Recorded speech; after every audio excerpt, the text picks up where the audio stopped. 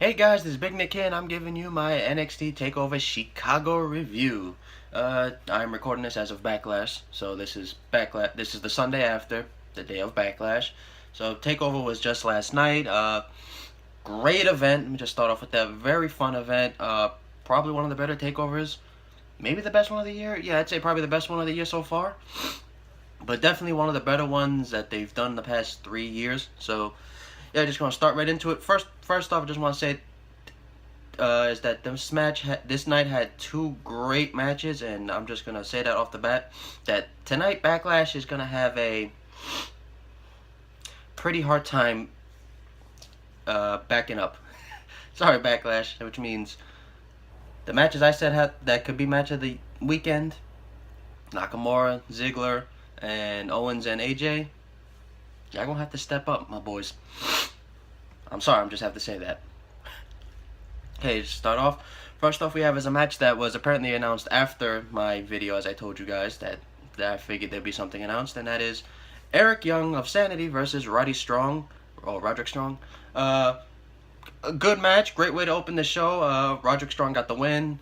I like how they started off where he took out the two members of Sanity, Killian Dane and Alexander Wolf, by just during his entrance by taking them out, and then he and EY went back and forth. It was pretty much what you would expect from those two veterans, two great in-ring workers. Sanity got a lot of involvement, but then Roderick Strong won with one of his epic backbreakers, which more looked like he broke Eric, which more looked like more of a neck breaker because it was kind of more closer to the top of the neck, to up here than back. But so yeah, it was a very fun match. Roddy got the win, so congratulations, Roddy. And kind of looks like maybe he'll be in line for an NXT title shot, or he and McIntyre, one of the two. So I'll see what that goes.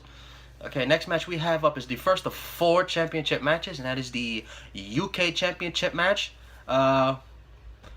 Winner, we have a new UK champion, that is Pete Dunne, the Bruiserweight. This match was fantastic. Definitely one of the candidates of match of the year for WWE, rivaling AJ and Cena at the Royal Rumble. Definitely one of the match of the year candidates, could be match of the year. This match was great. Tyler Bate was doing a lot of high-flying moves, moonsaults, the spiral tap that AJ used to do back in TNA. We saw a lot of in-ring wrestling, grappling.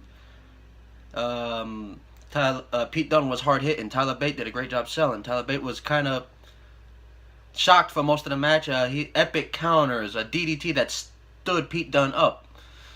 Kind of like RVD when he used to got DDT, a spike DDT. Just a fantastic match. Great work from both guys. I didn't really watch the UK tournament that much because I was busy that day, but I've seen some of I've seen what Pete Dunne and Bate can do. I'm a fan of both of them, and hopefully this means great things for them in the company, not just being involved in the UK, like the UK title thing. Maybe they can be involved in the Raw, SmackDown possibly. But yeah, great match. And remember, these men are very young. Tyler Bate's a year younger than me, and Pete Dunne's only a few years older than me. So that just showed you just great work. And now, if I recall, Pete Dunne is also the Progress champion, so that means he's a dual champion. So clearly seems Triple H favors both these guys, so they probably have a very bright future. And great bit, just a fantastic match. Moonsaults, tope suicidas, Pete Dunne with his brutal forearms. The last one's when he got it. Tyler Bate going for a suicide dive. Bam! Forearm. Puts him in the ring, hits his move, the bitter end, and becomes the UK champion. First of all, the Chicago crowd was solidly behind Pete Dunne. Beginning of the match, they were chanting Bruiserweight.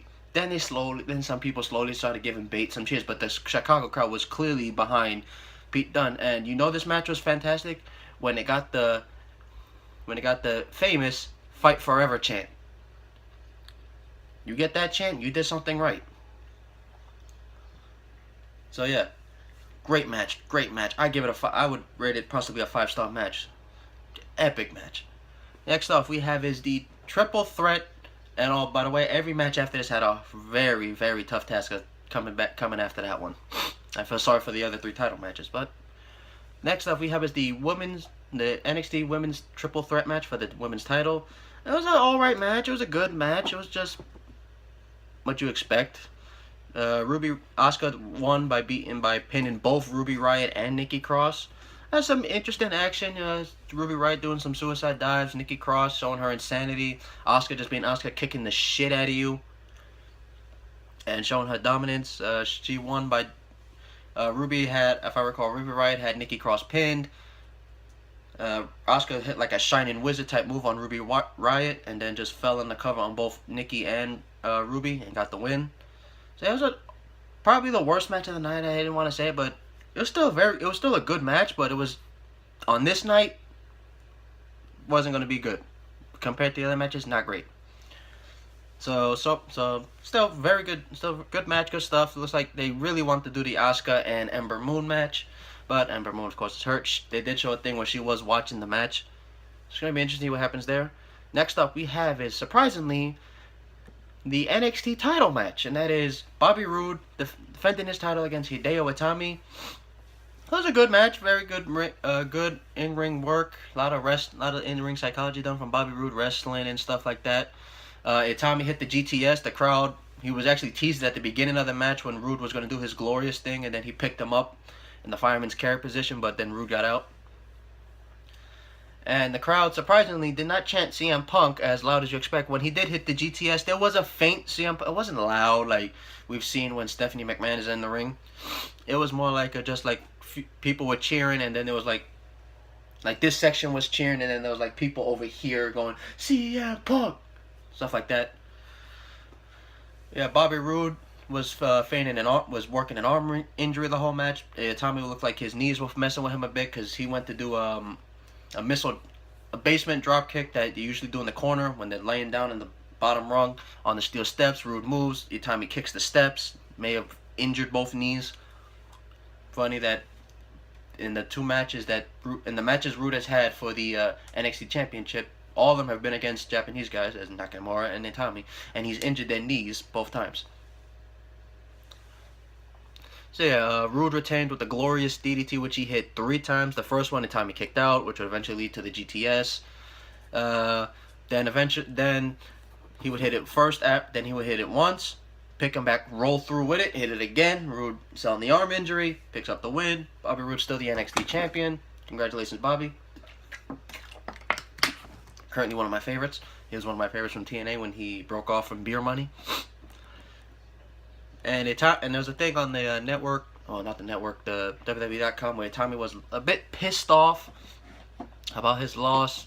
Looks like he may be turning heel, something like that, because they're kind of teasing a thing with him and Cassius Ohno. Would be fun, but I don't think Itami can be a heel right now. It's just kind of weird just to turn him heel just because I understand the aggression thing. They've done it before where someone loses a championship match and then they just snap. Like they did it with Christian back in 2011 with Orton, where he lost the title to Orton and just snapped on Orton, turning heel. But it'll be interesting if they do it to Tommy and Ono. I think maybe they're just trying to build up some more rivalries. Surprising note, when they showed the wrestlers in the crowd, we did see Kevin Owens with Milwaukee Brewers. I don't know what position he plays anymore. I think it's first base or outfielder Eric Thames. And then they showed another one, Cassius Ohno sitting alongside Pat Patterson and Sami Zayn. Surprisingly, nobody sitting in the crowd that's unusual, like Adam Cole or Kyle O'Reilly. It's okay. We'll get him eventually. So yeah, now it's time for the main event, and that is the NXT Tag Team Title ladder match between the Authors of Pain defending against DIY. Great ladder match. As I said, this was going to be arguably match of the weekend, and it still could be if it wasn't for that damn UK title match, which is just fucking fantastic. Oops, I cursed. My bad. So yeah, great ladder match. Great action. We had great use of the ladder spots where DIY with Gargano and Ciampa did frog splashes, or splashes off the crossbodies. That's good. Crossbodies off the top of a ladder through 2 ladders. One breaking, the one Ciampa went through, and the other one didn't. The one Gargano did. We saw great use of the ladder work from Authors of Pain. They really are underrated. I like the Authors of Pain. We have a spot where the Authors of Pain, we're going to take the ladder and pretty much like javelin it through Ciampa. Gargano pushes Ciampa out the way. They smack Gargano right in this area with it. Probably one of the scariest spots I've seen. It made me freaking flinch. I think it made everyone in the damn crowd flinch. Arguably one of the most dangerous spots I've seen WWE do in this PG in a long time. Fucking bam. freaking thought Gargano had died. I think anybody else thought Gargano was killed after that one. Then we see Ciampa do a German suplex on one of the authors, do a ladder that was leaning on the the turnbuckle, the corner. The ladder snaps off. That was after Gargano's little near-death experience. This one had a near-death experience. Oh my god. So then DIY goes up to the top. They have the ladders, not the ladders, the titles. Authors of Pain push the ladder out of the way so they're dangling. Grab them for the little powerbomb thing. Bam, bam, bam. Climb up, take titles. One note I forgot to mention. Paul Ellering got super kicked by Johnny Gargano. There you go, Ellering. Take a bump. Probably the best moment of the night. Paul Ellering taking a super kick from Johnny Gargano. The Authors of Pain climb the titles. They take their titles and they retain the tag team titles in a great ladder match. Probably, that's the thing, when WWE, when they give tag teams in a ladder match, it's always great. Always. So now afterwards, the match, Gargano and Ciampa being cheered by the crowd with hashtag DIY chanting, where they're chanting DIY. So they're walking out. It looks like they've got the close show. WWE has a little box thingy where it says copyright or something like that, trademark WWE. They do before what they do on Raw with every hour change. So yeah, the match is closing. Ciampa grabs Gargano, throws him into the barricade, throws him into the what's that thing? The stage. The LED board. That's what it is. The LED boards. The crowd is going. Ah! So it was kind of obvious. It's not the first time they kind of teased their Ciampa turn. It looked like it was going to happen back at the Cruiserweight Classic. And Ciampa the whole time just has this face on him like... He hits his running knee. He beats his ass on the damn announce table. Then he picks him up in the same as his white noise position. I don't know what Ciampa calls it. Looks like then he just jumps off the damn announce table. It's on like a little state platform thing. Jumps off it through like 2-3 tables, damn near killing Gargano. The crowd is cheering. Some are cheering, some are in shock. Some of them I heard a faint chant of Psycho Killer, which I know was Ciampa's like gimmick thing when he was in the Indies. They chanted Psycho Killer, which looks like they may be working with, and the whole time Ciampa still has this face like.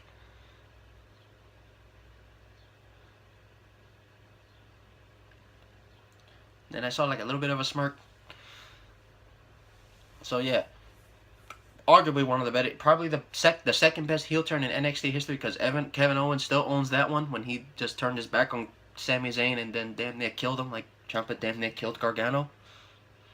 Right? You understand, right? Yeah, he understands being betrayed. Oh my god, it was just violent. Great moment.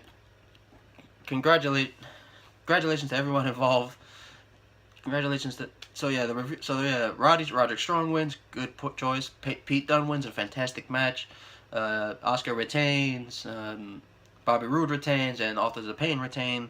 So pretty much what you expected, pretty much what you expected. Well, the NXT title wise, all those titles to remain there. UK, I think, may have surprised some people. I didn't think they were going to put it on Pete Dunne on an NXT event. Maybe they would have waited just a little bit longer, but they gave it to Pete Dunne. So we get this. So he's now the second ever UK champion. So see what works from there, and he's over as hell with this. He was over as hell. So yeah, thank you guys for watching. This was a great event. Backlash has a lot to live up to, and you'll find that out tomorrow in my review. So yeah, thank you guys for watching. I will see you guys tomorrow for my Backlash review.